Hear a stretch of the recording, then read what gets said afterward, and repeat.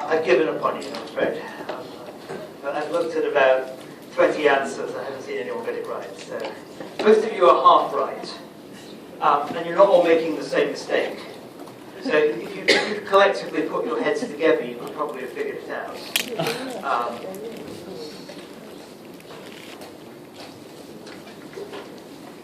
So my advice, again, first figure out where the long run is going to be. Most of you got that part right. So why did I draw the long run capital per person lower? It was because P was lower and Y was unchanged in the long run. And output per person is the product. The capital per person is the product of those two. To do the same for output, you see that its output per worker is unchanged in the long run. The participation rate has gone down. So Y tilde must be P times Y star in the long run. I'm not drawing this to scale.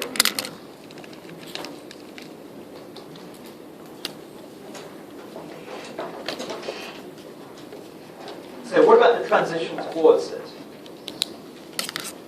Again, the adjustment of P is more or less immediate, whereas output per worker is subsequently falling. So it must be that we are approaching this level of output per person from above. Things are getting worse as we go into the long run. However, should I draw it just like the pitch of the capital per person?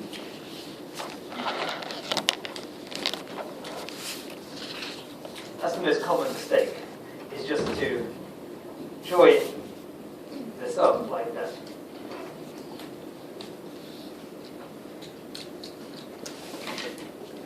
So don't copy this down as the correct answer, but let me just draw what most people have.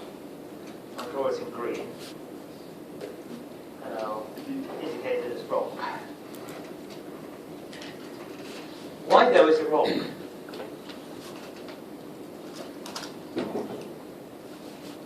It's wrong for a fairly obvious reason if you think about it. What would happen? What would you be saying if you really believed that's what's going to happen? You'll be saying that a big group of people leave the labour force and nothing happens to GDP. You must be saying that because if you think Y over N is not going down and N is not changing here, it must be that you believe that capital Y, GDP, is not going down as a result of this this introduction of a retirement age. Why would that be a rather silly thing to claim? So, I mean, if I phrase it a different way, if I just told you, 10% of people leave the labour force. GDP doesn't change. Does that sound a particularly sensible conclusion to draw? Why not?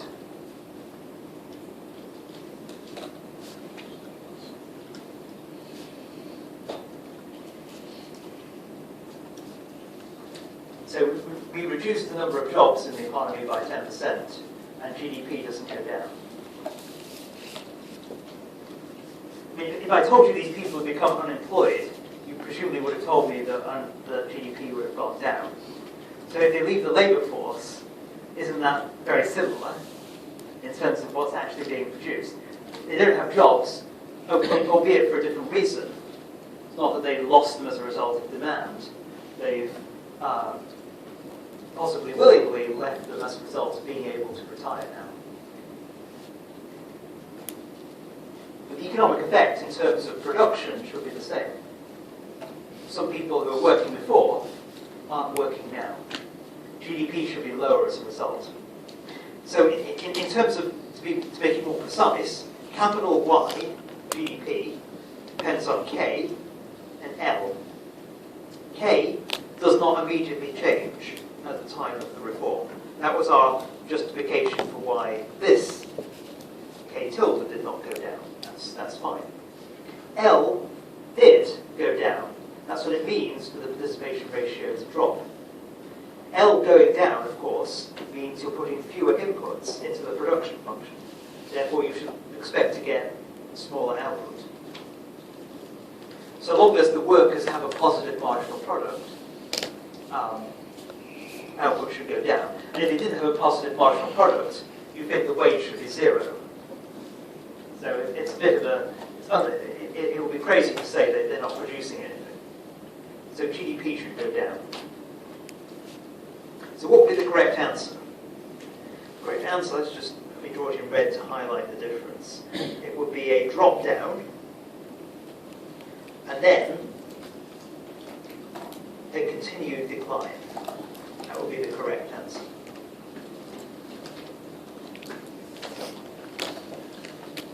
Do you think you understand that? Heads are nodding. So let me put that role to play into the test. Suppose I tell you the labour force goes down by 10%. So the ability to retire affects 10% of the workforce.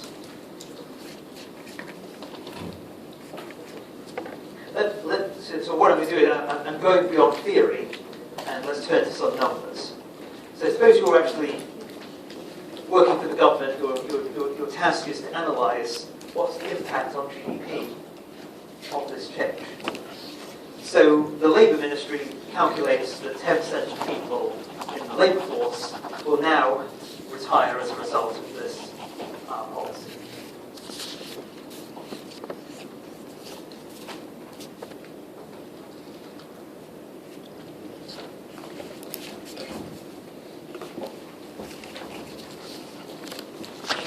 So what's your forecast for how much GDP will fall in the long run?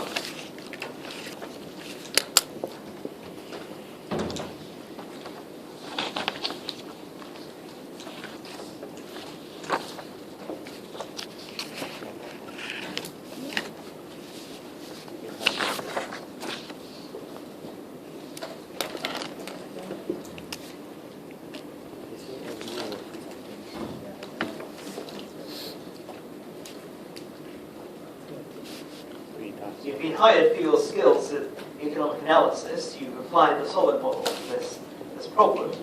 Now, your employer expects an answer to the question, how much will GDP ultimately fall as a result of introducing this reform?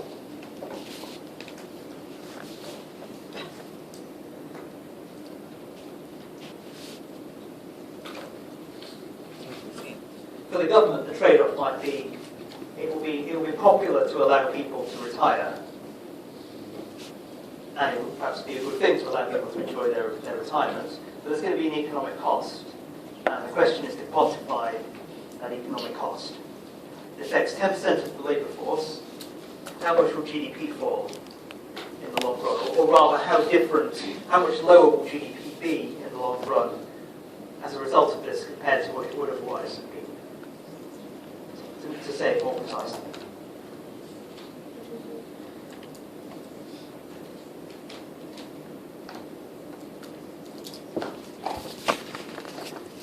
No one willing to venture an answer? You're probably wondering, how can I possibly know the answer without more information?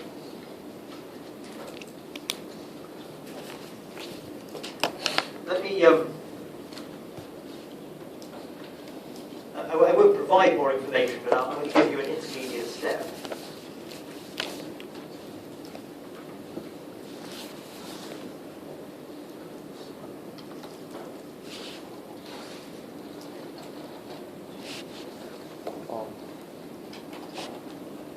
So how much will the capital stock fall in the long run?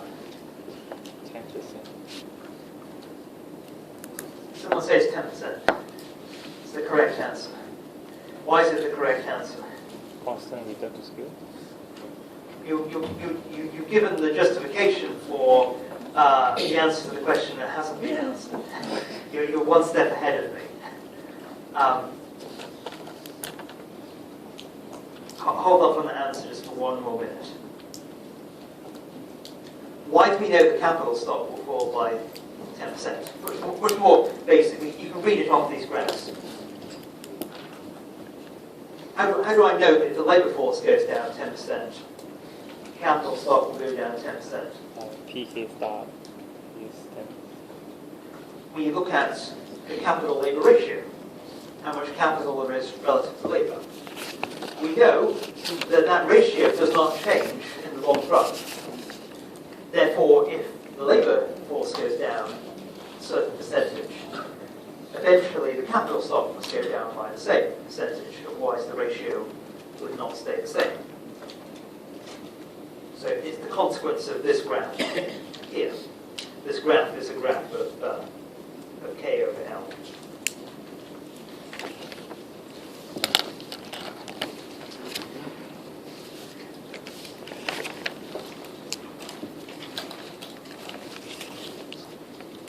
So now, what percentage will GDP fall in the long run? We've already had the justification for why, but now we need the actual answer. How much? 10%. Seems like the only number going, so let's go with 10%. Yes, it's correct. Why is it correct? The answer's already been given, of course. It's constant returns to scale. Now we know that L, labour input, and capital input are both going down in proportion to each other. That's precisely what we think about when we think of returns to scale. If returns to scale are constant, we know output itself, GDP, also goes down in exactly the same proportion, 10%. How much does GDP fall in the short run?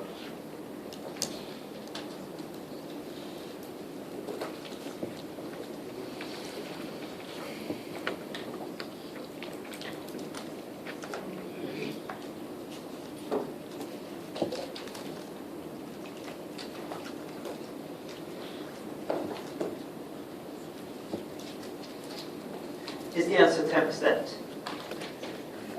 It's a trick question. I guess as I'm making the answer to everything else 10%, I was hoping to get someone to volunteer 10%. For this, but no, people are shaking their heads. The answer is not 10%. It's not possible to be precise about it, but what type of number would you expect? Less than, bigger than 0. So there will be a fall in GDP.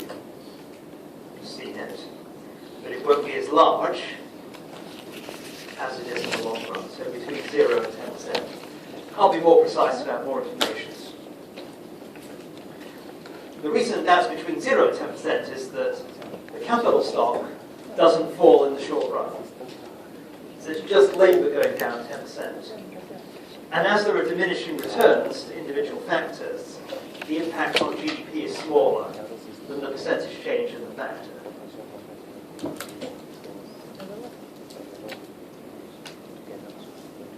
So it's a number between 0 and 10%. Not very precise.